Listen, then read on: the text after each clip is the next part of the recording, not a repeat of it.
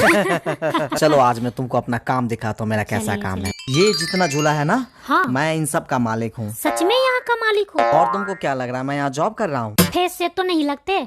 चलो आगे झूला दिखाता हूँ। वाह कितना अच्छा झूला है। मजा आ रहा है ना?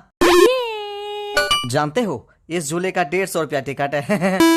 बाप रे मालिक। हाँ बेटा खूब कर ले लोंडी आवाज। मालिक।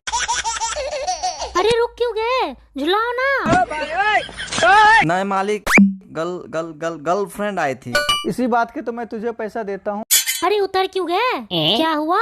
कौन है ये चूतिया सा आदमी? अच्छा अब मैं तुझे चूतिया नजर आ रहा हूँ। अरे मालिक है मेरा। तुम मालिक है?